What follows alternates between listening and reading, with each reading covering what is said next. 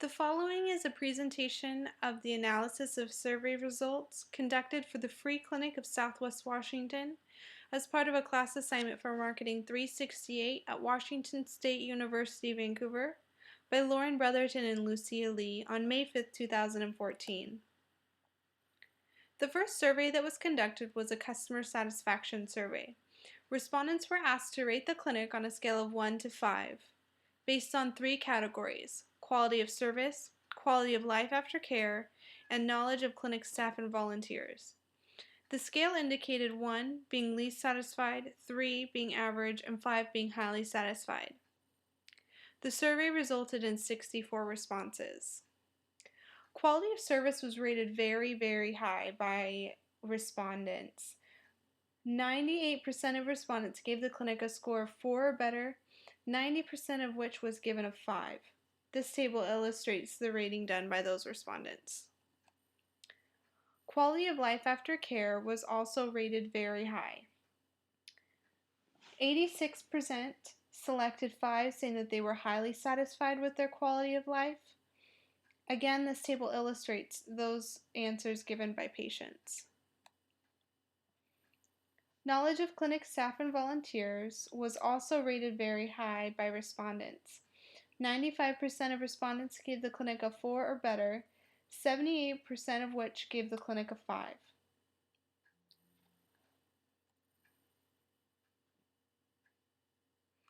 The next survey that was conducted was a general questionnaire given to patients in various clinic types at the free clinic.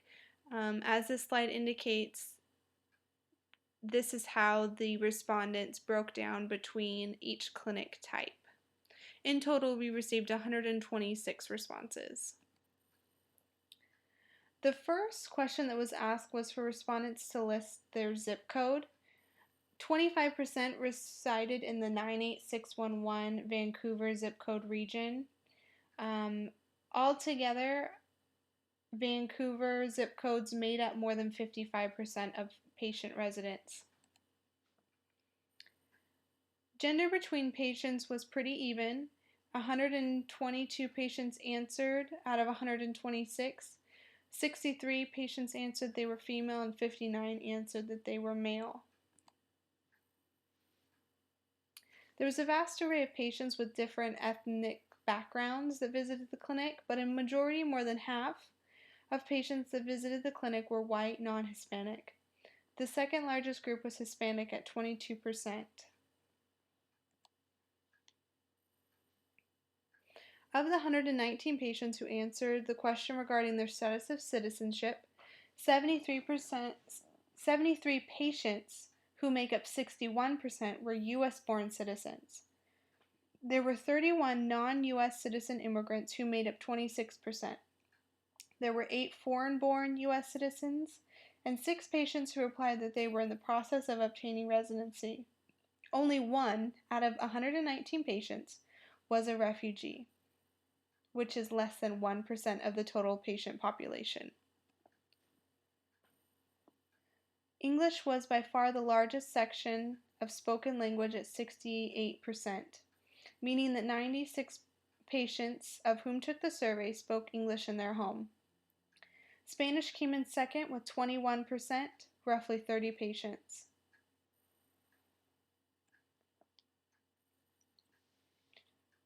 Patients' primary mode of transportation was by car. At 73%, 96 patients used the automobile as the mode of transportation to arrive at the clinic. The second most used method of transportation was walking. 13 patients recorded that they lived in distances close enough to use walking as a mode of transportation. Utilizing the bus was third, with 9% or 12 patients using this method. 5 patients used carpooling, and 1 patient used a bicycle/skateboard/scooter to be present at the clinic. Other methods of transportation mentioned included motorcycles along with taxis. The age demographic of the group was pretty even throughout the scale. The age range of 25 to 34 was highest, with 23.8%, roughly 29 patients. Ranges 35 to 44 was second with 19%, and 45 to 54 third with 16%. Patients 18 to 24 and 55 to 64 were similar with 14% and 15% respectively. Less than 18 and above 65 tied with almost 5%, roughly 6 patients.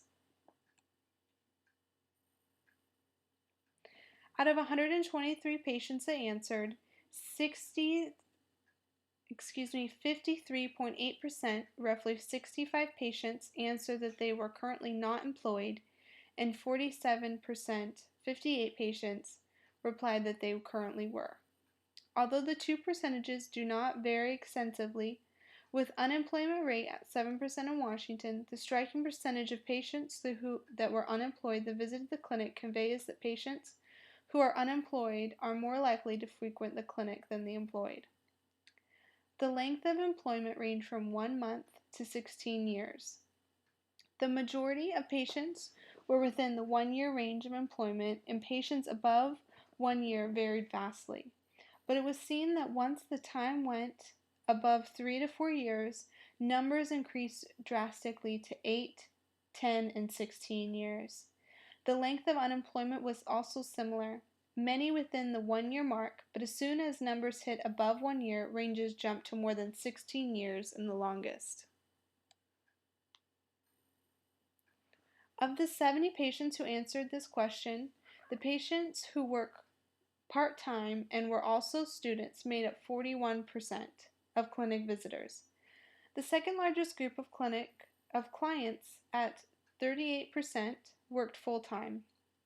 Only 3% worked part-time and was not a student, and 12 patients replied other, which included instances such as full-time student, unemployed, or retired.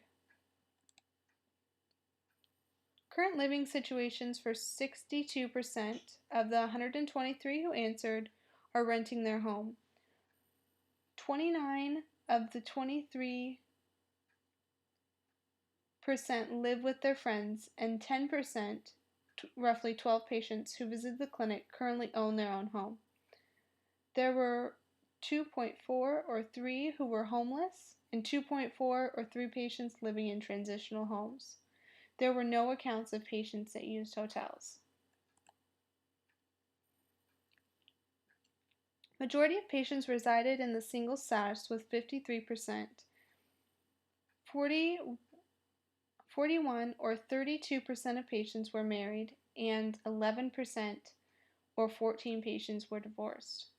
2 patients, roughly 1.6%, replied that they were widowed, and less than 1% responded that they were separated.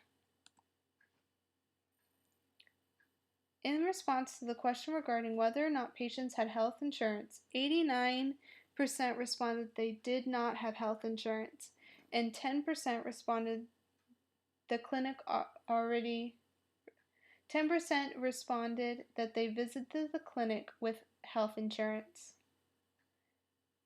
Out of the 122 respondents, 89% was 109 patients who did not have health insurance. Of the 109 who answered that they had no health insurance, 98 patients gave a response to the reason why they did not have health insurance. The substantial reasoning was the expense of health insurance. 45% responded that health insurance was too expensive and they could not afford the luxury of it. The next biggest portion was the other category, with reasoning such as, my kids only have insurance, I'm an independent owner, I'm in the process of getting insurance, were all reasons why 26% of patients did not have health insurance. 12 patients thought the process of obtaining health insurance difficult or provided no reasoning why they did not sign up.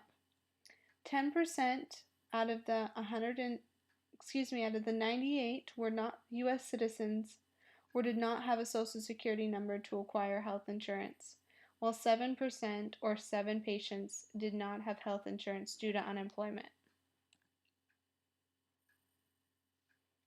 Of the patients who answered yes to the question regarding whether they had health insurance, were also asked the type of health insurance they had. Of these patients, 42.9% answered that they had a health savings account insurance.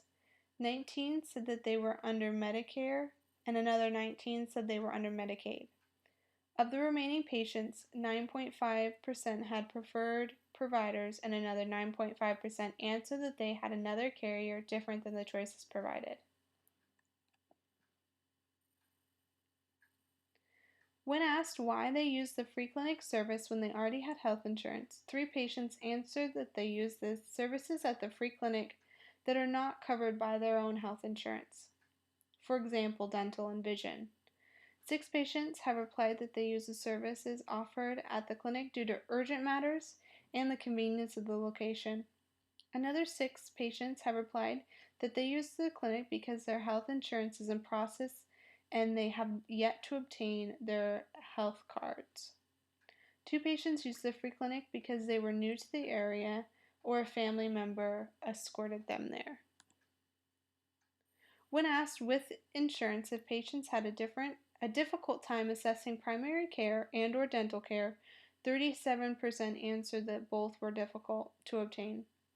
37% answered that primary care was strenuous to obtain, and 25% said dental was the most difficult. When asked what kinds of services patients were looking for in the community, 40% answered that they were not looking for much else than what was provided. 18% were interested in dental services, 11% wanted some sort of counseling or job searching services, and 9% were interested in general medical services. Another 9% of patients answered that they were not sure what services they were looking for, and almost 7% of patients were looking for vision services within the community. Mental services were 2.3% of patients of what they were looking for, and another 2.3% of patients wanted to find rental services within the community. When asked where patients would go to receive health care if the free clinic was not there, 49% answered that they would go somewhere other than the listed answers. Some examples were other free clinics, Zoom cares, home remedies, and the like. Of the respondents, 31% said that they would use the emergency room, 17% said they would use the urgent care services, and 2.5% said that they would go to the doctor's office.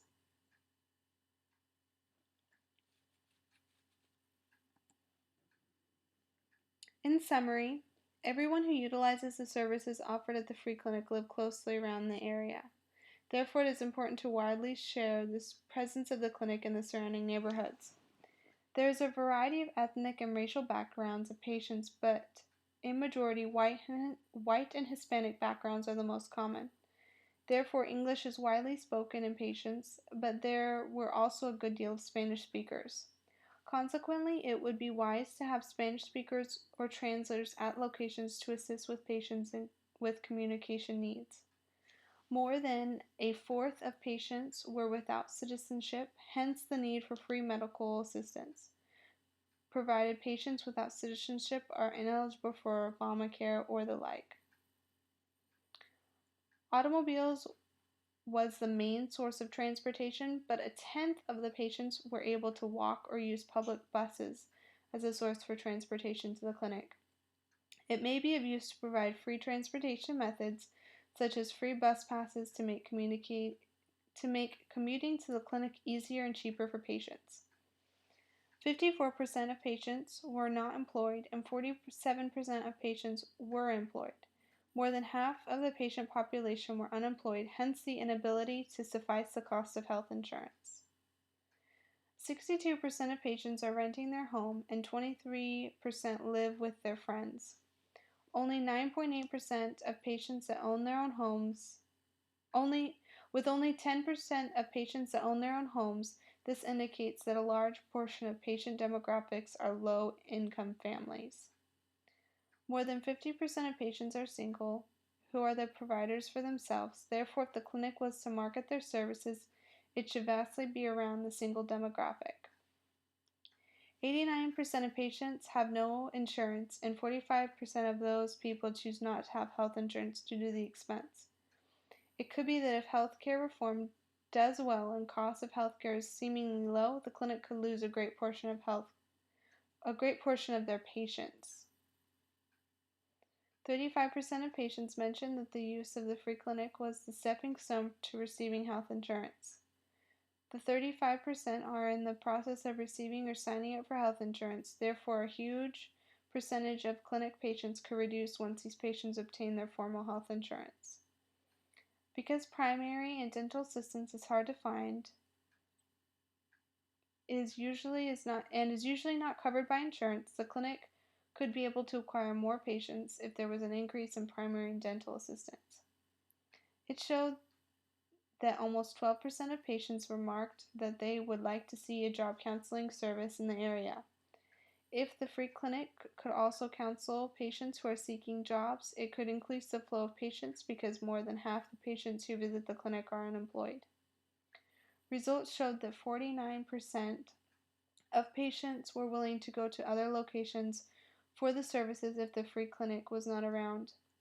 Aside from the emergency room and urgent care services, places like Zoom Care and other free clinics and hospitals are most likely the free clinic's biggest competitors.